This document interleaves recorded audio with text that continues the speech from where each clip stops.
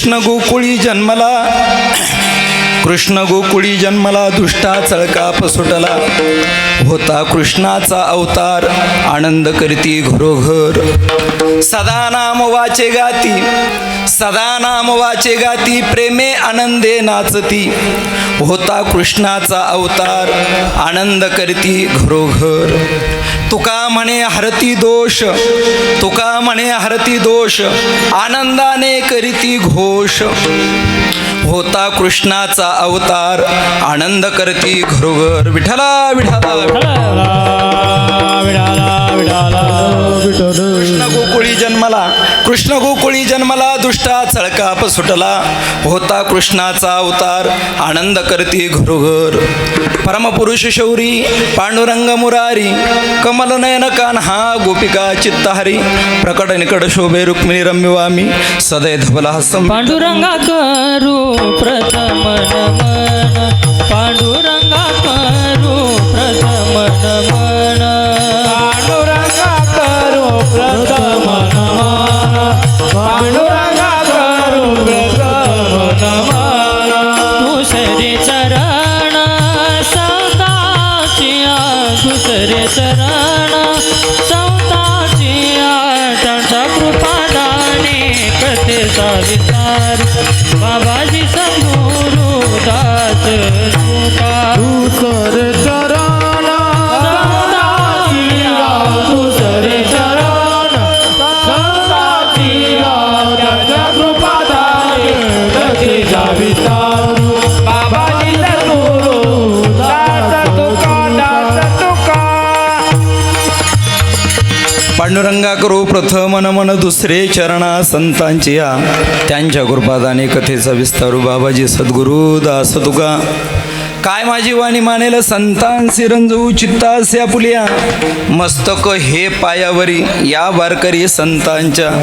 जयांचे केले स्मरण, होय सकळ विद्यांचे अधिकरण. तेच वंदू श्री चरण श्री गुरूंचे, ते नमस्कारुणी आता. ओम नमो ज्ञानेश्वरा, करुणा करा दयाळा. तुमचा अनुग्रह लादलो, पावन झालो चराचरी. गजाननं भूतगणाधि सेवितं कपित्त जंबू फलचारुभक्षणं, उमासुतं शोक विनाशकारकं. नमामि विघ्नेश्वर पादपंकजं. नमस्ते शारदे देवी सरस्वती मतिप्रदे, वसत्वं मम जिह्वाग्रे सर्वविद्यां प्रदाभो. अतुलित बलधामं हेमशैलाभदेहं, धनुजवन कृशानुं ज्ञानेनामग्रगण्यं. सकलगुणनिधानं वानराणामधीशं, रघुपतिप्रेवक्तं वातजातं नमामि. ओम मृत्युंजयाय रुद्राय नीलकंठाय शम्भवे, अमृतेशाय शर्वाय महादेवाय ते नमः. ओम नीलांजनं समाभासं रविपुत्रं यमाग्रजं, छायामार्तण्डसम्भुतं तन्नमामि शनैश्वरं. नर्मदायै नमो प्रातः, नर्मदायै नमो निशिः. नमस्ते नर्मदे देवी त्राहि मां भवसागरात्, नमस्ते गोदावरी देवी त्राहि मां भवसागरात्. नमो सद्गुरु तुकया ज्ञानदीपा, नमो सद्गुरु सच्चिदानंद रूपा. नमो सद्गुरु भक्त कल्याणमूर्ती, नमो सद्गुरु भास्करा पूर्णकीर्ती. सेवे लागी सेवक झालो, सेवक झालो, सेवे लागी सेवक झालो, सेवक झालो.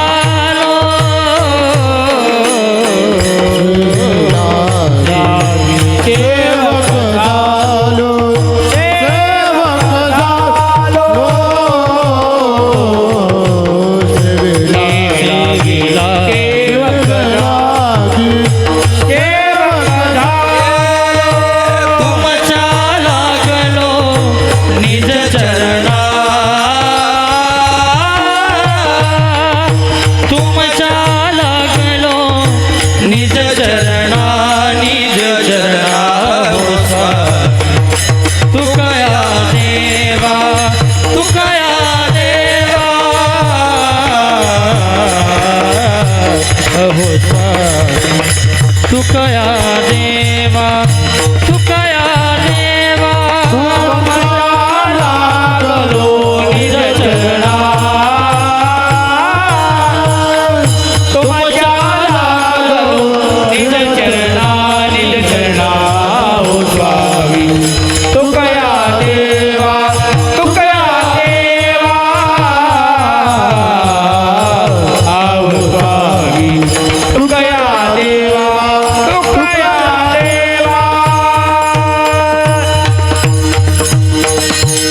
कृष्ण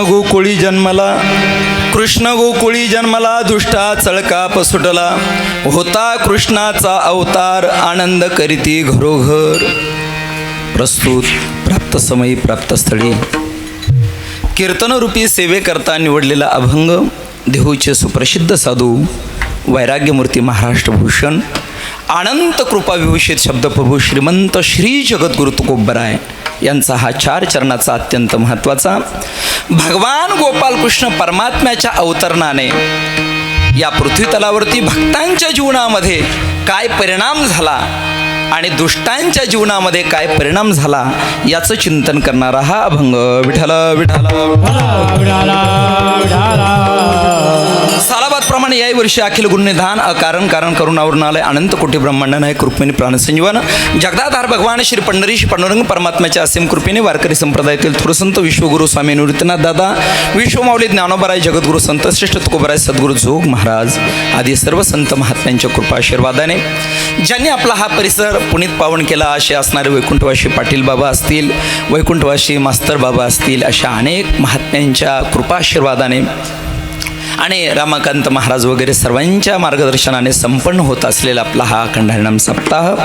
या सप्ताहामधील असणारी आजची अत्यंत महत्त्वाची सेवा जिला आपण काल्याच्या कीर्तनाची सेवा म्हणतो, अशी ही काल्याच्या कीर्तनाची सेवा अचानकपणे माझ्याकडे आलेली आहे. काल्याचं कीर्तन म्हटलं की वर्णन केलेले चरित्र ते उच्चारावे केले देवे गोकुळी. भगवान गोपालकृष्ण परमात्म्याने गोकुळामध्ये जी काही लीला केलेली आहे, जे काही चरित्र केलेलं आहे, त्या चरित्राचं आपल्याला उच्चारण करायचं आहे. सज्जनो, आज आपण जर पाहिलं तर भगवान गोपालकृष्ण परमात्म्याचा अवतार होऊन किमान 5,500 वर्षाचा कालखंड या ठिकाणी व्यतीत झालेला आहे. एवढे दिवस झालेले आहेत तरी सुद्धा आपण गोपालकृष्ण परमात्म्याला का विसरत नाही अशी या चरित्राची आपल्याला नेमकी गरज काय, हा अत्यंत महत्त्वाचा मुद्दा गोपालकृष्ण परमात्म्याच्या चरित्रामधून आपल्याला या ठिकाणी मांडायचा आहे. एवढा वर्षाचा कालखंड जरी झाला असेल तरी सुद्धा आपण काळाच्या आड गोपालकृष्ण परमात्म्याला करत नाहीत. याचं कारण काय, तर याचं महत्त्वाचं कारण असं आहे की भगवान गोपालकृष्ण परमात्म्याच्या ठिकाणी चारित्र्य संपन्नता आहे. विठ्ठल विठ्ठल इंग्रजीमध्ये अशी एक म्हण आहे, if the character is lost everything is lost. ज्याच्या जीवनामध्ये ज्याचं चारित्र्य संपत असतं त्याचं चरित्र संपत असतं. सज्जन ध्यानात ठेवा. म्हणून आपल्या असणाऱ्या जीवनामध्ये जो चारित्र्य संपन्न जीवन जगत असतो त्याच्याच जीवनाला किंमत येत असते. अन्यथा सामान्य किती जन्माला आले आणि किती मेले याचं कोणी गणित सुद्धा त्या ठिकाणी करत नाहीत आणि त्याच्याबद्दल कोणी विचार सुद्धा करत नाहीत. आज आपल्याला भगवान गोपालकृष्ण परमात्म्याचं जे चरित्र आहे त्या चरित्राचा मुख्य उद्देश काय आहे तो समजून घ्यायचा आहे. विठ्ठल विठ्ठल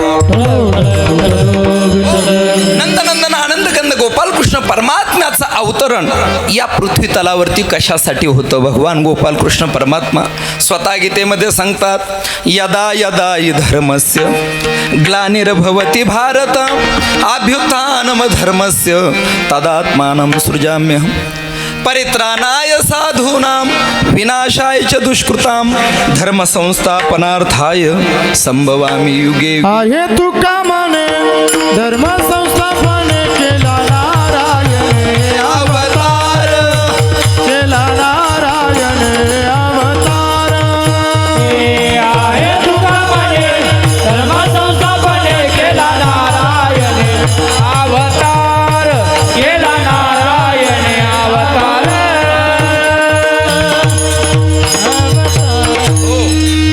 अगदी फिट्ट पाचरीसारखं बसलं असं प्रमाण महाराजांनी दिलं. आहे तुका म्हणे धर्म संस्थापने केला नारायणे अवतार.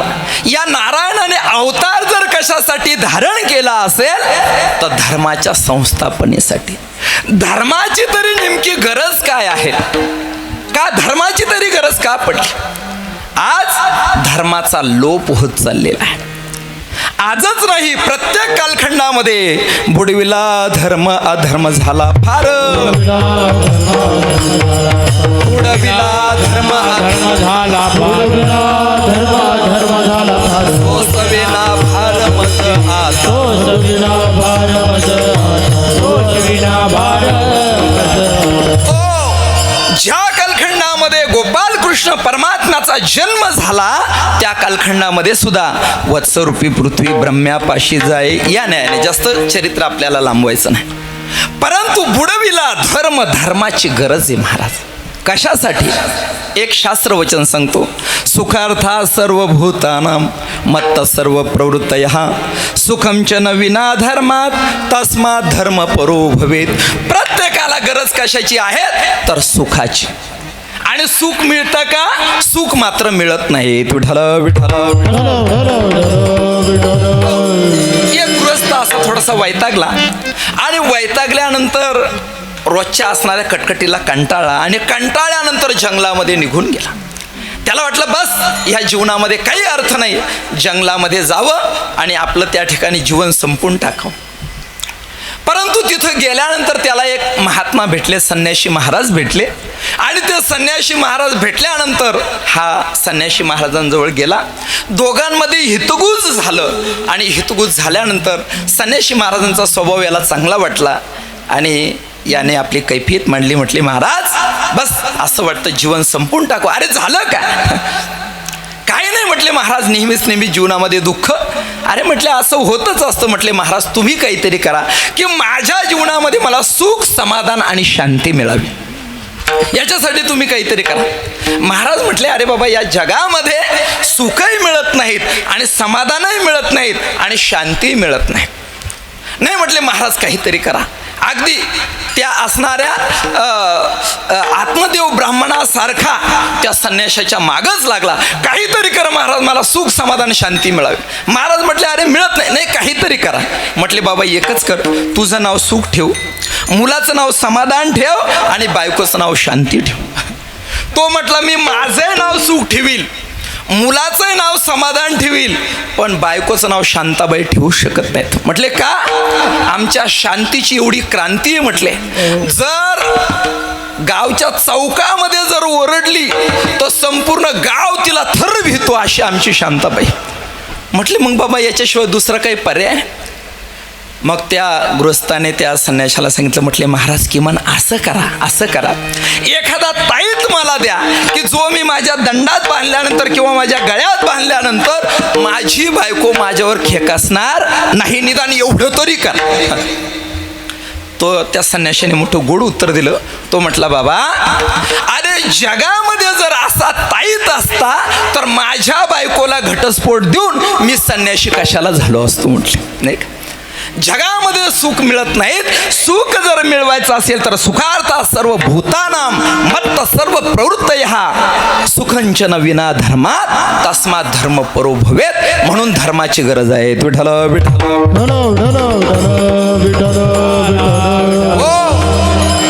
आणि असा असणारा जो धर्म आहे त्या धर्मामध्ये ज्या वेळेस ग्लानी निर्माण होते, हानी होत असते, अशा कालखंडामध्ये जे काही दुष्ट असतात त्या दुष्टांचं निर्दालन करण्यासाठी, भक्तांचं रक्षण करण्यासाठी आणि धर्माची संस्थापना करण्यासाठी भगवान परमात्मा अवतीर्ण होतात. विठ्ठल विठ्ठल. हो, आणि हे प्रत्येक कालखंडामध्ये आहे. द्वापार युगाचा कालखंड आहे, द्वापार युगाचा कालखंड. द्वापार युगाच्या कालखंडामध्ये सुद्धा अनेक असे दुष्ट असणारे जे दुर्जन होते, दैत्य होते, त्यांचा सुळसुळाट झालेला होता. आणि त्याच्यामध्ये असणारा जो कंस होता, तर हा असणारा जो कंस, या कंसाने संपूर्ण या पृथ्वी तलावरती आधम निर्माण केलेला होता. अशा असणाऱ्या कंसाचं पारिपत्य करण्यासाठी भगवान गोपालकृष्ण परमात्म्याचं अवतरण कुठं झालं तर मथुरा नगरीमध्ये झालं. विठ्ठल विठ्ठल. भगवान परमात्म्याचं अवतरण मथुरा नगरीमध्ये झालं, परंतु भगवान परमात्मा मथुरेमध्ये थांबले नाही. वसुदेवाला सांगितलं मला कुठं न्या. नंदाच्या घराला, नंदाच्या घराला, मजरेरी गोकुळाला, ओ मजरेरी गोकुळाला, ओ मजरेरी गोकुळाला. नंदाच्या घराला, नंदाच्या घराला, मजरेरी गोकुळाला, मजरेरी गोकुळाला. माया उपजली तेथे, देवी आणि मन येथे. माया उपजली तेथे, तेथे देवी मजाली येथे. ओ नंदाच्या घराला, नंदाच्या घराला, मजरेरी गोकुळाला, मजरेरी गोकुळाला, ओ मजरेरी गोकुळाला. हे नंदाच्या घराला, नंदाच्या घराला, मजरेरी गोकुळाला, मजरेरी गोकुळाला. हे मजरेरी गोकुळाला, गोकुळाला. सजनो, गोपालकृष्ण परमात्म्याचं अवतरण जरी मथुरा नगरीमध्ये झालं तरी भगवान गोपालकृष्ण परमात्मा मथुरा नगरीमध्ये थांबले नाही. वास्तविक मथुरा नगरीचं वर्णन करत असताना ज्या 7 पुऱ्या आहे नाही का, माहिती आहे का तुम्हाला 7 पुऱ्या दिवाळीच्या लग्नाच्या? बघा, अयोध्या मथुरा माया, काशिकांची अवंतिका, पुरी द्वारावती चैव, सप्तैता मोक्षदायिका. ह्या 7 मोक्षपुऱ्या आहेत. बघा, मथुरा नगरीमध्ये गोपालकृष्ण परमात्मा थांबले नाही, कारण ती नगरी कोणाची होती? कंसाची होती. कंस शब्दाचा अर्थ काय? कत हिंसायाम, ज्याच्या जीवनामध्ये मारा तोडा झोडा ही अनिती ज्याच्या जीवनामध्ये आहेत त्याला कंस म्हणतात. कंस सुद्धा असा दुष्ट का जन्माला आला? का असा दुष्ट जन्माला आला? सजनो, हिंदू धर्मामध्ये किती संस्कार मानले गेलेले? 16 संस्कार मानले गेलेले. पहिला संस्कार जर कोणता असेल तर त्याचं नाव आहे गर्भाधान संस्कार. आज वाईट अशा पद्धतीची संतती का जन्माला येते? का जन्माला येते? याचं एकच कारण आहे, आपला गर्भाधान संस्कार बिघडलेला आहे. विठ्ठल विठ्ठल. या असणाऱ्या कंसाची आई वनामध्ये गेलेली असताना तिच्या असणाऱ्या गर्भस्थ त्या गर्भावरती द्रुमिल नावाच्या राक्षसाची दुष्ट नजर पडली आणि त्याचा परिणाम असा झाला की कंसासारखा दुष्ट दुराचारी जन्माला आला. आज आपण पाहतोय अनेक अशा पद्धतीचे कुपुत्र जन्माला येत आहेत की त्याचा परिणाम संपूर्ण कुळाला कलंक लागतोय, कलंक. म्हणून आजच्या कालखंडामध्ये गर्भाधान संस्कार सांभाळणं अत्यंत गरजेची गोष्ट आहे. सजनो, बघा, हा जो कंस आहे दुष्ट दुराचारी जन्माला आला आणि दुष्ट दुराचारी जन्माला आल्यानंतर या कंसाने संपूर्ण असणाऱ्या पृथ्वी तलावरती धर्म काय केलेला आहे? बुडवलेला आहे आणि अधर्म त्या ठिकाणी वाढवलेला आहे. त्याचा परिणाम भगवंताचं अवतरण या ठिकाणी झालं. सजनो, भगवान गोपालकृष्ण परमात्मा त्याच ठिकाणी थांबतात जिथं धर्म आहे. बरं का, ध्यानात ठेवा, जिथं धर्म आहे. तुम्हाला असं वाटत असेल की जीवनामध्ये भगवंताची प्राप्ती आपल्याला करायची, आता वेदांत काही तिकडे जायचं नाही, तो विषय नाही या ठिकाणी, प्राप्ताची प्राप्ती वगैरे इकडं मला जायचं नाही. परंतु निश्चित प्रत्येकाला मानवी देहाचं जे उद्दिष्ट आहेत, मानवी देहाचं जे ध्येय आहेत, ते ध्येय मात्र प्रत्येकाने जागृत ठेवायचं आहे. विठ्ठल विठ्ठल. मानवी जीवन कशाने सफल होईल? हे विठ्ठलची एक देखील विठ्ठलाची कधी कधी या, विठ्ठलाची कधी कधी या, विठ्ठलाची कधी तुका म्हणे जन्माऱ्याचे साधक, तुका म्हणे जन्माऱ्याचे साधक,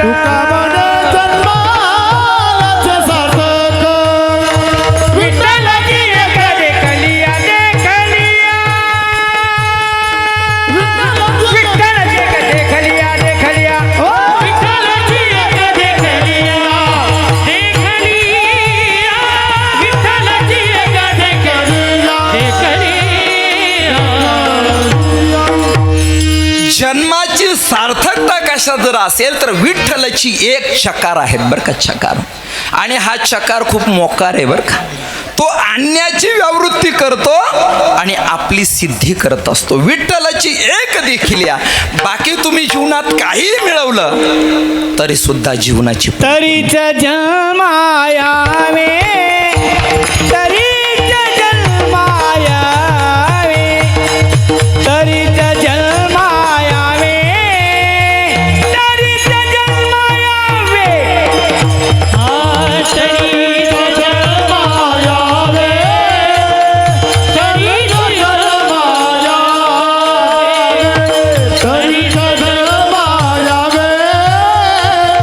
तरीच जन्मायावे, हे तरीच जन्मायावे, तरीच जन्मायावे,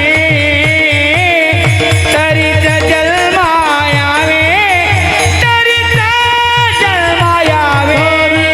जन्मायावे, तरीच जन्मायावे, सुंदर प्रमाण दिलं.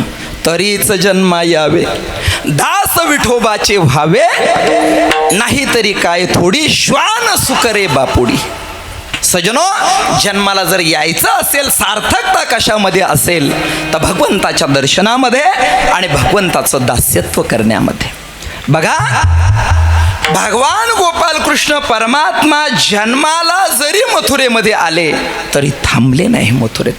तसं तो भगवान परमात्मा अंतर्यामी प्रत्येकाच्या आतमध्ये बसलेला आहे. मग त्याची जाणीव आपल्याला का नाही? का त्याची जाणीव आपल्याला नाही? का त्याचा अनुभव आपल्याला नाही? तर आपल्या सुद्धा अंतकरणामध्ये कंस बसलेला आहे. त्या ठिकाणी आपल्या सुद्धा अंतकरणामध्ये विकाराच्या रूपाने रावण बसलेला आहे आतमध्ये.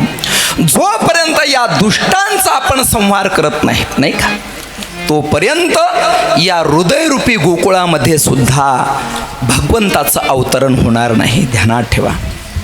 आणि म्हणून भगवान परमात्म्याची प्राप्ती करायची असेल, त्याचा अनुभव आपल्याला घ्यायचा असेल, त्याचा साक्षात्कार जर करून घ्यायचा असेल, तर अगोदर आपल्याला काय करावं लागेल, तर आपल्या अंतःकरणामधले विकार बाहेर काढावे लागतील. विकार बाहेर काढा. तुका मन चित्त करारे निर्माण येऊनी गोपाळ राजे ते येऊनी गोपाळ राजे ते तुका मन चित्त करारे निर्माण येऊनी गोपाळ राजे येऊनी गोपाळ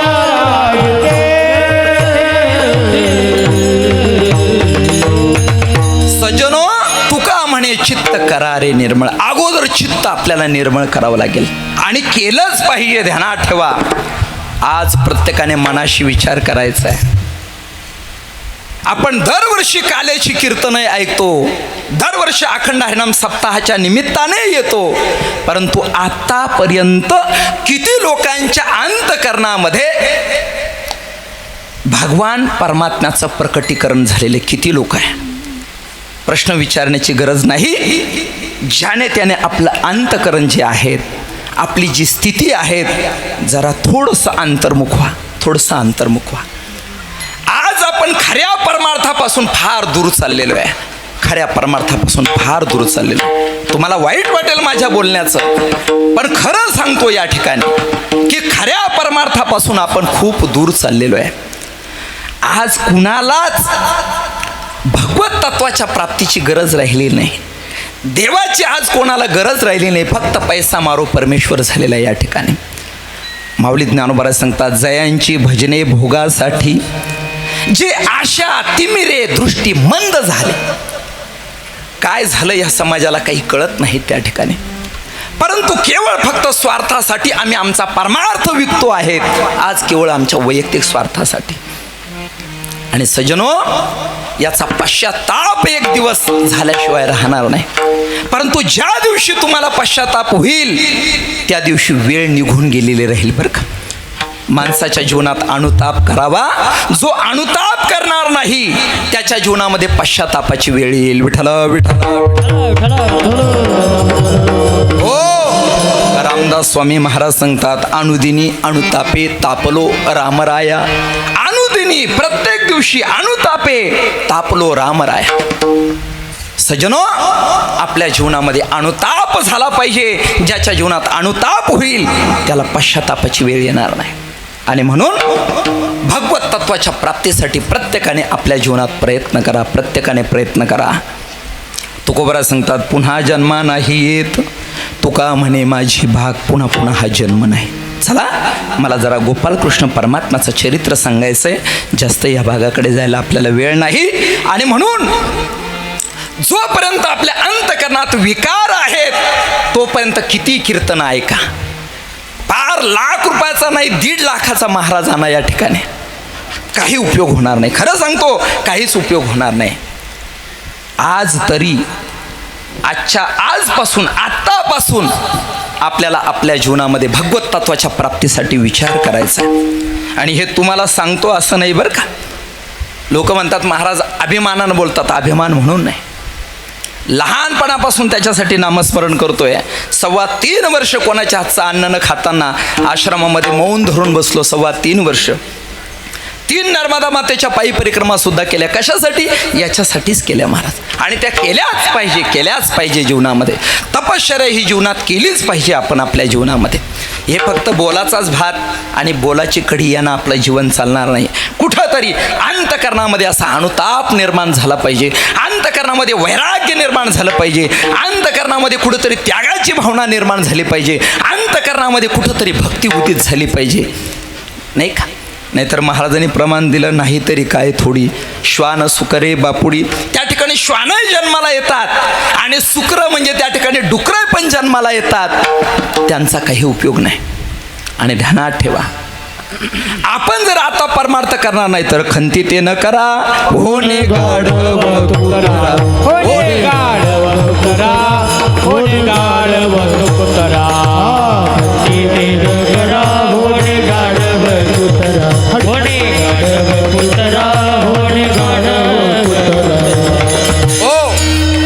माझा सांगण्याचा मुद्दा एकच आहे, भगवान गोपालकृष्ण परमात्मा मथुरेत थांबले नाही, कारण ती रजोगुणी कंसाची नगरी होती.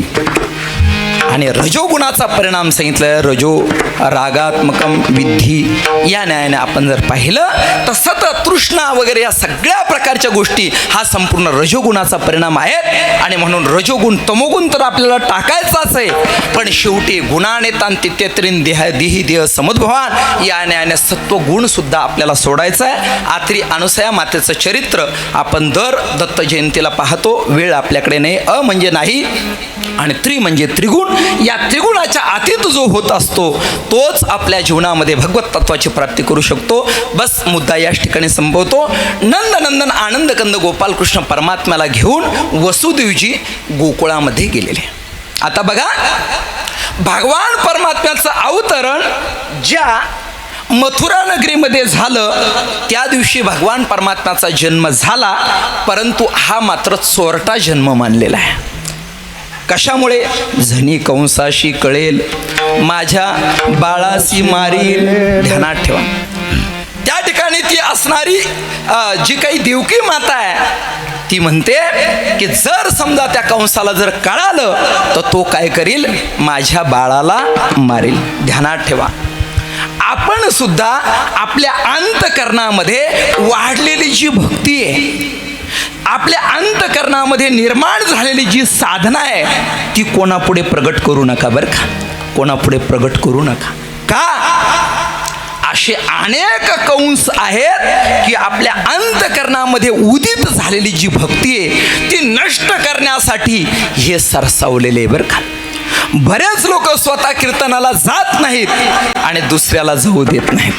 बरेच लोक स्वतः वारीला जात नाहीत, दुसऱ्याला जाऊ देत नाहीत. हे सगळे कंसाच्याच अवलादी बरं का. या सगळ्या कंसाच्या अवलादी. स्वतः जीवनामध्ये परमार्थ करायचा नाही आणि दुसऱ्याला करू द्यायचा नाही. म्हणून अंतकरणामध्ये उदित झालेली जी भक्ती आहे तिला झाकण्याचा प्रयत्न करा, नाहीतर असे कंस चानुरादी अनेक दुष्ट आहेत ते आपल्या अंतकरणात निर्माण झालेली भक्ती ना तिचा अंकुर संपुष्टात आणतील. विठ्ठल असो, हा चोरटा जन्म झालेला आहे. प्रकट जन्म कुठं झाला तर प्रकट जन्म भगवान परमात्म्याचा कुठं झाला? अभंगाच्या प्रथम चरण. कृष्ण गोकुळी जन्मला, कृष्ण गोकुळी जन्मला, कृष्ण गोकुळी जन्मला, कृष्ण गोकुळी जन्मला, कृष्ण गोकुळी जन्मला, कृष्ण गोकुळी जन्मला, कृष्ण गोकुळी जन्मला, कृष्ण गोकुळी जन्मला.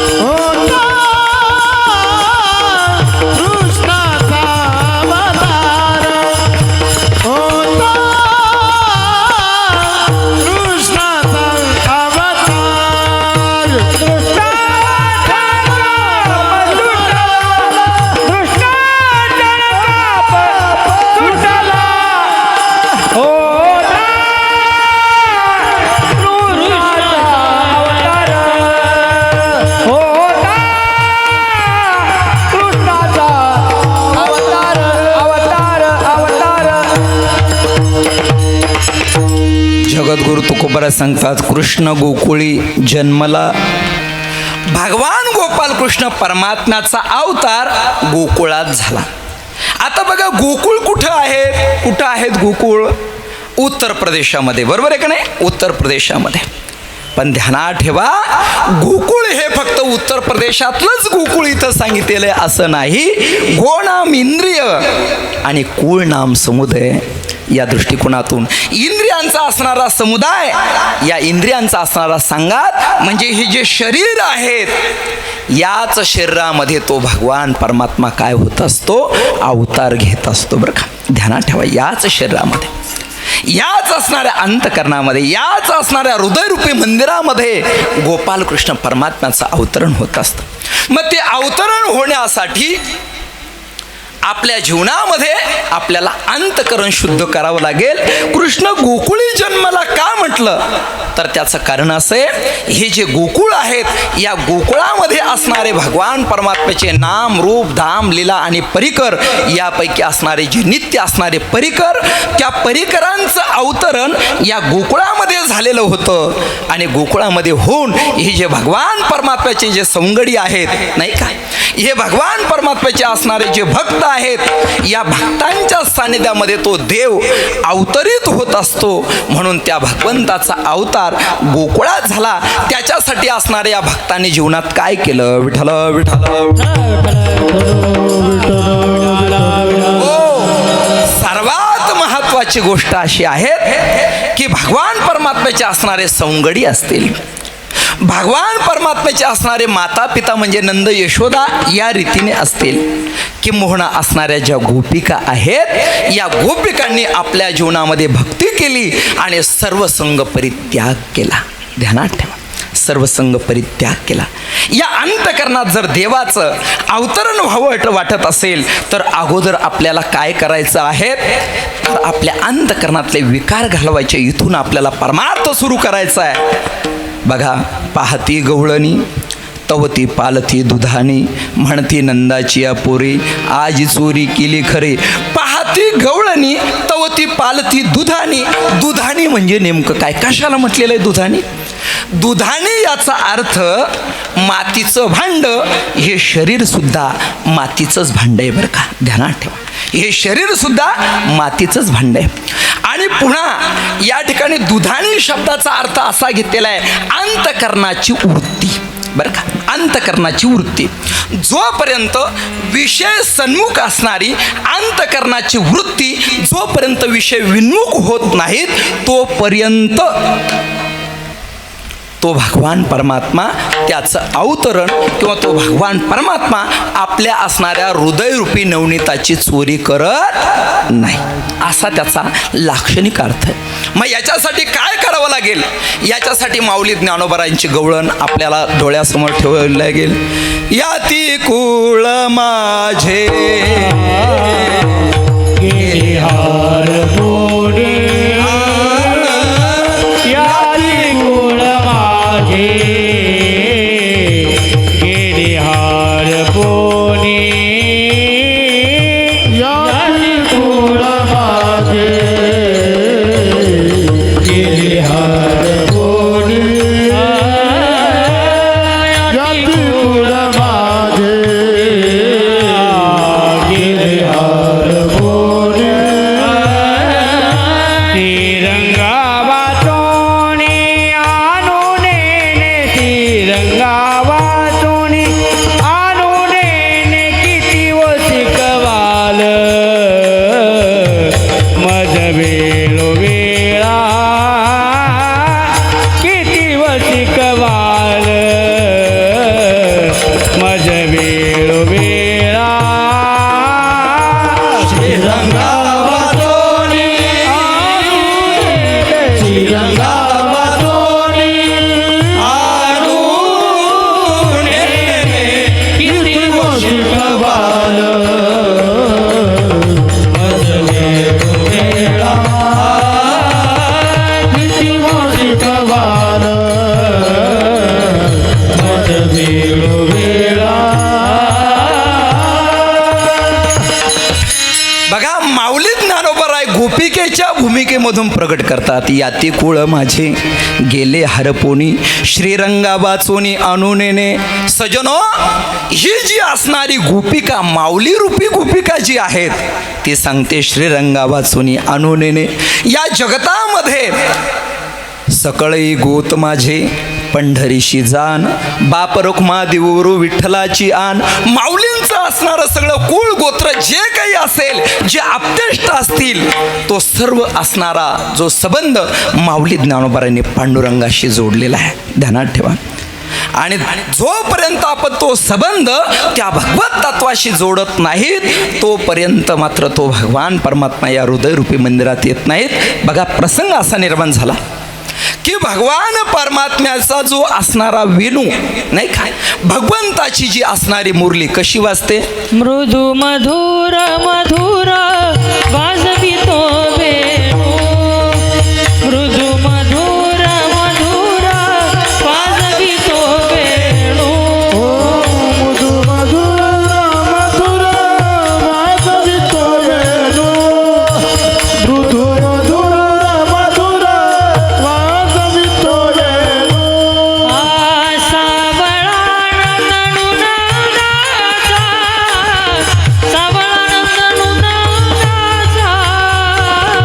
वाजवितो वेणू. मृदू मधुर मधुर वाजवितो वेणू.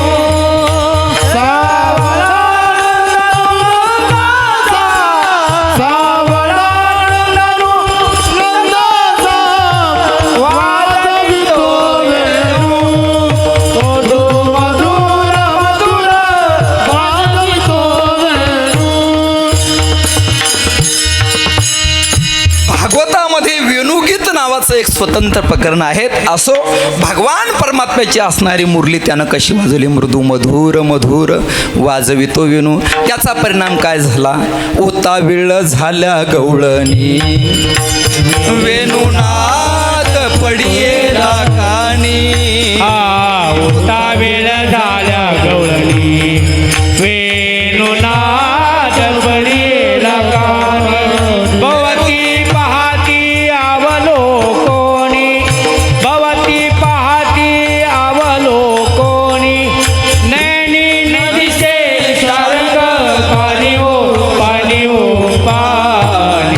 पावा गोगडी घेऊनी पायी, पावा गोगडी घेऊनी पायी, पावा गोगडी घेऊनी पायी.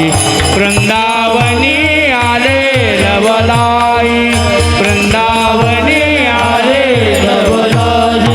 वेणू वाजविला सुस्वरे बाई हो बाई हो बाई. पावा गोगडी घेऊनी पायी, पावा गोगडी घेऊनी पायी, घेऊनी पायी. भगवान परमात्म्याच्या वेणूचा नाद गोपिकांनी ऐकला. उतावीळ झाल्या गवळणी, आणि त्या गवळणी उतावीळ झाल्या. कशासाठी? कृष्ण दर्शन लालसा तुझ्या मुरलीचा सुरताल, तुझ्या मुरलीचा सुरताल, मुरलीचा सुरताल, तुझ्या मुरलीचा सुरताल. मी विसरले देवभान, घर सोडून धरले रान. मी वृंदावनी गेले, मी वृंदावनी गेले. आरे सावळ्या कशी वाजवली मुरली, आरे सावळ्या कशी वाजवली मुरली. आहार सावरिया कैसी वाजवली मुरली, आहार सावळ्या कैसी वाजवली मुरली. तुझ्या मुरलीचा सुरतान, मी विसरली देहभान, घर सोडून धरले रान. मी वृंदावनी आले सजनो पहा. या गोपिकांनी काय केलेलं आहे? भगवान परमात्म्याची ती वेणू ऐकली, आणि ऐकल्यानंतर कोणत्या दिशेने त्या वेणूचा नाद येतोय या दिशेनं संपूर्ण गोपिका निघाल्या. तुझ्या मुरलेचा छंद लागला, माझ्या मुरारीचा छंद लागला, छंद लागला, छंद लागला, छंद लागला. नंदा नंदानो मुरलीवाला, नंदा नंदानो मुरलीवाला, नंदा नंदानो मुरलीवाला. नंदा नंदानो मुरलीवाला, नंदा नंदानो मुरलीवाला, नंदा नंदानो मुरलीवाला. हो, अशा असणाऱ्या भगवान गोपालकृष्ण परमात्म्याच्या मुरलीचा छंद या गोपिकांना लागलेला होता. असो बघा, गोपिका उतावीळ झाल्या आणि त्या यमुनेच्या असणाऱ्या वाळवंटाच्या दिशेनं निघाल्या. आज मात्र गोपालकृष्ण परमात्म्याला खऱ्या अर्थाने आपल्या जीवनामध्ये असणारी जी काही अंतरंग अशा पद्धतीची भक्ती होती, जी पवित्र अशा पद्धतीची रास लीलेची असणारी लीला भगवान परमात्म्याला करायची होती. परंतु ध्यानात ठेवा, भगवान परमात्मा हे सुख कोणालाही देत नाहीत. जोपर्यंत आपला अधिकार प्राप्त होत नाहीत तोपर्यंत परमार्थामधले अंतरंग जे रहस्य आहेत ते उकलत नाहीत बरं का. गुरुरे आमच्या संदीपान दादा मागच्या वर्षी कीर्तनाच्या निमित्ताने रुईला आले आणि रुईला आल्यानंतर महाराज त्यांचं जीवन मी जवळून पाहिलं. आपण श्री नर्मदा गौमाता या यूट्यूब चॅनलचा प्रारंभ 2 महिन्यापूर्वी केलेला आहे. याच्यामध्ये मी दादांचं जे असणारं जीवन आमचे परीक्षक या रीतीने या असणाऱ्या चॅनलमध्ये मांडलेलं आहे. सज्जनो, काय अंतरंगस्पर्शी जीवन आहे सज्जनो. बघा, आम्ही परीक्षेमध्ये त्या ठिकाणी असताना बरोबर सायंकाळी सूर्यास्ताच्या वेळेस आमचे संदीपान दादा उठायचे आणि कुठं तरी जायचे. मी म्हटलं हे जातात कुठं नेमके उठून या वेळेमध्ये, आणि म्हणून एक दिवस मी सुद्धा त्यांच्या पाठीमागे उठून गेलो तर बरोबर सूर्यास्ताची वेळ होती महाराज.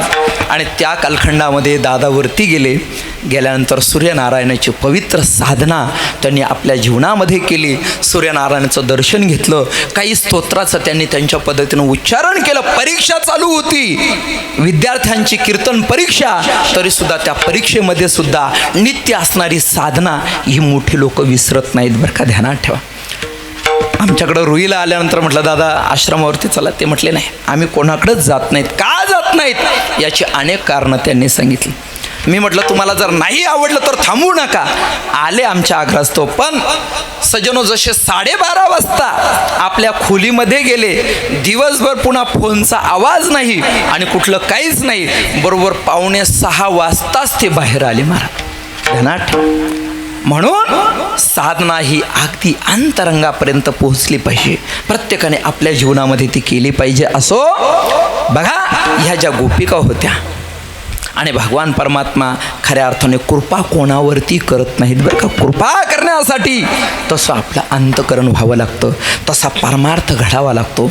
ध्यानात ठेवा. मी अनेक उदाहरणं सांगेल तुम्हाला नर्मदा परिक्रमेच्या माध्यमातून, वेळ माझ्याकडं कमी. असो, भगवान परमात्म्याला रास लीलेचं सुख या गोपिकांना द्यायचं होतं, परंतु त्या अधिकारी आहेत का नाही हे पाहण्यासाठी श्रीमद भागवतामध्ये डोंगरेजी महाराजांनी हे सुंदर उदाहरण त्या ठिकाणी सांगितलेलं आहे. आणि म्हणून ज्यावेळेस त्या गोपिका भगवंताच्या सानिध्यामध्ये गेल्यानंतर भगवान परमात्म्यानं काय केलं, त्यांची परीक्षा पाहायची ठरवली. त्या गोपिकांना सांगितलं, हे बघा गोपिकांनो, आज मी तुम्हाला एक गोष्ट सांगणार आहे. गोष्ट सुद्धा टाइमपास म्हणून नाही, त्याचं उत्तर तुम्हाला द्यायचं. ठीक आहे म्हटलं, सांगा म्हटले प्रभू गोष्ट. मग भगवान परमात्म्यानं सांगितलं, बघा एक पतिव्रता माऊली होती आणि त्या पतिव्रता माऊलीच्या जीवनामध्ये तिचा नित्यनेम असा होता. त्या ठिकाणी म्हणजे त्या पतिव्रता माऊलीच्या बाबतीतला प्रसंग असा घडला की एकदा तिचे पती आजारी पडले. आजारी पडल्यानंतर अगदीच तिचे जे पती आहेत अगदी क्रूश होऊन गेले. परंतु कर्मधर्म संयोगाने एक असा वैद्य मिळाला. त्या वैद्याने काय केलं, एक काढा दिला. तिला सांगितलं, हा काढा तुमच्या पतीला पाजा आणि त्याच्यानंतर याच काढ्याचा लेप त्यांच्या सर्वांगाला द्यायचा आहे. परंतु मात्र एक ध्यानात ठेवायचं, त्यांची झोप मात्र एकदा त्यांना झोप लागेल आणि झोप लागल्यानंतर झोप मोडता कामा नये. अशा स्थितीमध्ये त्या पतिव्रता माऊलीनं काय केलेलं आहे, एकीकडे तिचा स्वयंपाक पण चालू आहे आणि दुसरीकडे तिने आपल्या पतीची सेवा करत असताना त्याच्या सर्वांगाला लेप लावला आणि तो लेप लावत असताना नेमका पतीच्या मस्तकाला ती लेप लावते आणि पतीचं मस्तक तिने मांडीवरती घेतले. तेवढ्यामध्ये 5 ते 6 महिने झाले पतीला व्यवस्थित झोप नाही, काही नाही. आणि त्या काढ्याचा परिणाम असा झाला की पतीला झोप लागलेली. तेवढ्यामध्ये प्रसंग असा निर्माण झाला, तिची जी चूल आहेत तर ती चूल अगदी ढणानं त्या ठिकाणी पेटलेली आहेत. आणि तेवढ्यामध्ये तिचा असणारा एकुलता एक मुलगा त्या असणाऱ्या चुलीच्या दिशेनं, त्या असणाऱ्या निखाऱ्यांच्या दिशेनं, जाळाच्या दिशेनं जातोय. भगवंताने प्रश्न विचारला, सांगा गोपिकांनो, आता त्या पतिव्रता माऊलीने काय करावं? जर समजा यदा कदाचित तिकडे मुलाला बाजूला करण्यासाठी जावं तर पतीची झोप मोडते, आणि न जावं तर एकुलता एक मुलगा त्या जाळाच्या दिशेनं चाललेला आहे. त्या पतिव्रता माऊलीनं काय करावं? एका गोपिकेने विचारलं, देवा खरोखर ती पतिव्रता माऊली? हो म्हटले, अगदी सत्य पतिव्रता माऊली. मग ती जर सत्य पतिव्रता माऊली असेल तर तिनं काय करावं? आपल्या पतीशी एकनिष्ठ राहावं, पतीची झोप मोडू देऊ नये. जर खरंच ती पतिव्रता जर असेल तर तो अग्नी सुद्धा तिच्या मुलाला जाळू शकतो. जय जय डोबार घुमाई, डोबार घुमाई, डोबार घुमाई, डोबार घुमाई, डोबार घुमाई, डोबार घुमाई,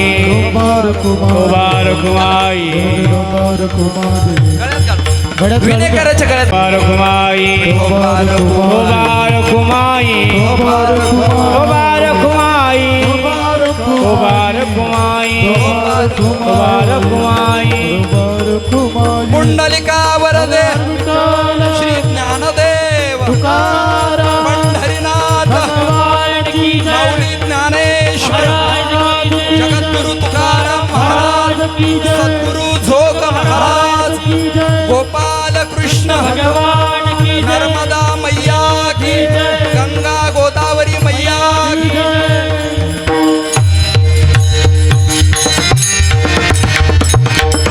द्वापार युगाच्या कालखंडामध्ये संपूर्ण पृथ्वी तलावरती आपण जर पाहिलं तर दुष्टांचा सुळसुळाट झालेला होता. असा दुष्टांचा निपात करण्यासाठी भगवान परमात्म्याचं अवतरण या पृथ्वी तलावरती झालेलं आहे. आणि बघा, त्या कालखंडामधले असणारे जे राक्षस होते, कागासूर, बगासूर, रिठासूर, अरिष्टासूर, धेनुकासूर, तृणावर्तासूर, प्रलंबासूर वगैरे असे अनेक प्रकारचे राक्षस जे होते, तर या राक्षसांचा सुळसुळाट झालेला होता. नंदनंदन आनंद कंद गोपाल कृष्ण परमात्म्याचं अवतरण झाल्यानंतर काग बग रिठा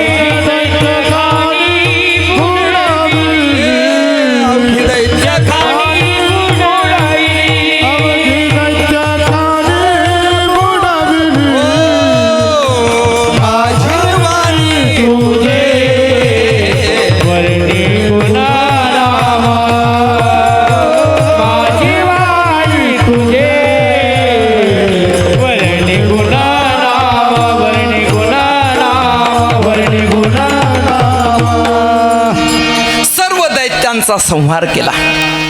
आता मात्र कंसाच्या लक्षात आलं की होय न होय माझा जो वैरी आहे तो माझा असणारा मांडलिक जो नंद राजा आहे त्याच्या घरामध्ये जन्माला आलेला तोच माझा वैरी आहे.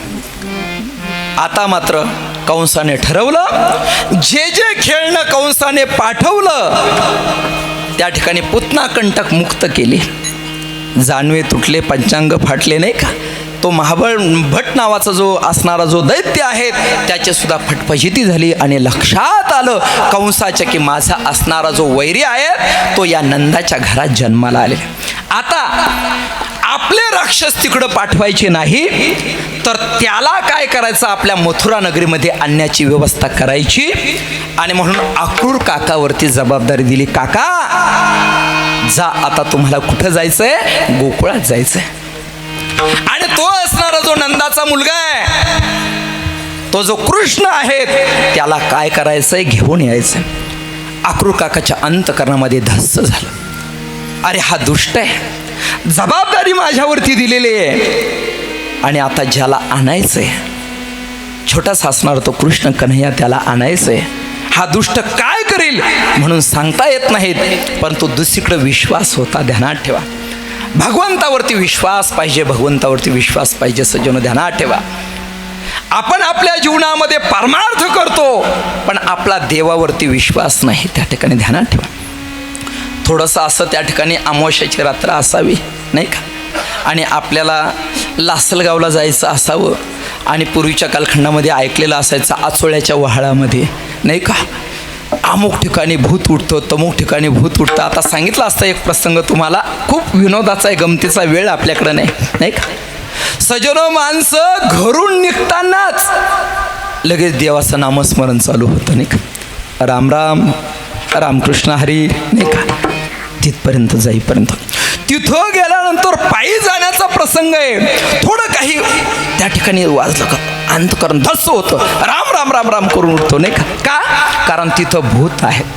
का रे बाबांनो, तिथं भूत आहे, त्या भूतावरती आपला विश्वास आहे, मग तिथं आपला देव नाही का. आपण फक्त हे प्रमाण कीर्तनात द्यायचे का, विठ्ठल जळी स्थळी भरला, रीता ठाव नाही उरला, नाही का. सज्जनो ध्यानात ठेवा, आपला विश्वास पाहिजे की त्या ठिकाणी माझा देव सुद्धा आहे. तसं प्रत्येक प्रसंगामध्ये आपला देवावरती विश्वास पाहिजे, नाही का. जाको रखे साईया मार सके न कोय, बालन बाका कर सके सब जग बैरी होय. ध्यानात ठेवा, हे सगळी त्याची सत्ता आहे, म्हणून कुठंच घाबरायचं नाही. बिनधास्त पद्धतीनं फक्त वाईट आचरण करायचं नाही, चुकीचं आचरण करायचं नाही, चुकीचं जीवनामध्ये वागायचं नाही. सत्य वागा, आणि त्याचं स्वरूप सुद्धा सत्य आहे, म्हणून सत्याचा पाठीराखा तोय. जीवनामध्ये तुमचं कोणीच काही करू शकत नाहीत, फक्त विश्वास पाहिजे. ध्यानात ठेवा. सज्जनो बघा, एकीकडे अक्रूर काकाच्या अंतकरणात धस्स झालं, पण भगवंतावरचा विश्वास होता. तो जो आहे तो सामान्य नाही, तो या जगाचा जगन्नायक आहे. अक्रूर काकाने आपल्या जीवनामध्ये जबाबदारी स्वीकारली, आणि अक्रूर काका ज्यावेळेस निघाले त्यावेळेस त्या असणाऱ्या भगवंताला आणण्यासाठी या कंसाने सुवर्णाचा रथ दिलेला आहे. सुवर्णाच्या रथामध्ये स्वतः सारथ्य करत अक्रूर काका निघालेले. कुठं निघाले, गोकुळाच्या दिशेनं निघाले. जात असताना सारखी अंतकरणामध्ये कृष्ण दर्शनाची लालसा लागली होती.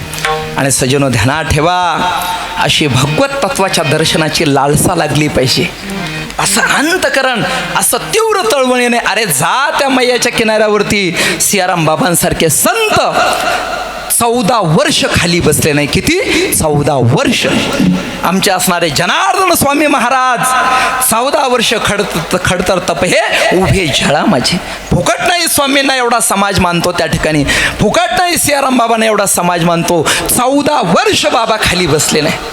आणि आपलं कीर्तन 15 मिनिट लांबू दे त्या ठिकाणी, नाही का. अशी तळमळ होत असते माणसाची. अरे संसार चालूच आहे, नित्य जीवनात तो चालूच आहे. कधीतरी याच्या बाहेर पडा, निदान काल्याच्या कीर्तनात तरी, निदान सप्ताहामध्ये 7 दिवस तरी याच्या थोडंसं बाहेर पडा. असं देहभान विसरून गेलं पाहिजे त्या ठिकाणी सगळ्या गोष्टीला. मी आता पाठीमागे सिंदखेड राजाच्या पलीकडे कार्यक्रमाला गेलो. तिथं एक PSI आहेत, सध्या अकोल्याला आहे त्या ठिकाणी ते PSI साहेब. सजनो, PSI पदावरती असताना त्यांच्या घरी माझा मुक्काम होता. लांबचं अंतर होतं. दुसऱ्या दिवसाचं कीर्तन माझं तिकडंच बीडच्या पलीकडे होतं, आणि म्हणून रात्री मुक्काम करण्याची वेळ आली. सजनो, त्या PSIचं व्यक्तिमत्व मी त्या ठिकाणी ऐकलं.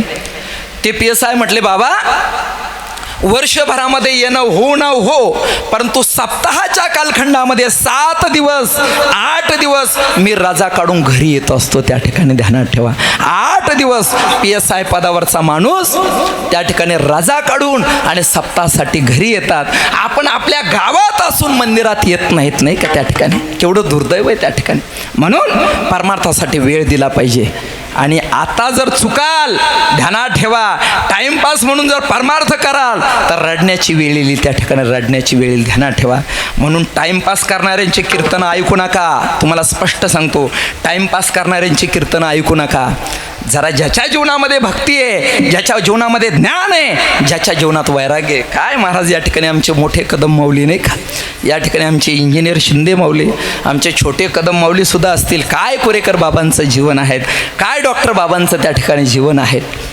आणि म्हणून असा 88 माणिक महाराज शास्त्री, अरे महाराज त्या ठिकाणी 41 वर्ष रात्री 2 वाजता आणि त्या असणाऱ्या मातेचं स्नान करायचं, भागीरथीचं स्नान करायचं आणि पहिली चादर ओढल्यानंतर पहिलं पाणी बाबाचं काशी विश्वनाथावर पडायचं. किती? 41 वर्ष.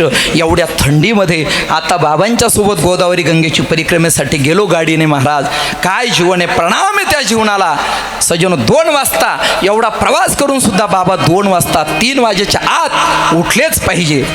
आंघोळ त्या ठिकाणी थंड पाण्याने करायची आणि सगळा आपला नित्यनेम उरकून दिवसभर नामस्मरण करत होते महाराज. जरा या लोकांचा आदर्श आपण आपल्या जीवनामध्ये घ्या, तरच कुठंतरी या मानवी जीवनाची सफलता आहे बरं का. ध्यानात ठेवा. आता तरी इथून पुढं टाइमपास म्हणून आपला वेळ व्यर्थ गमवू नका.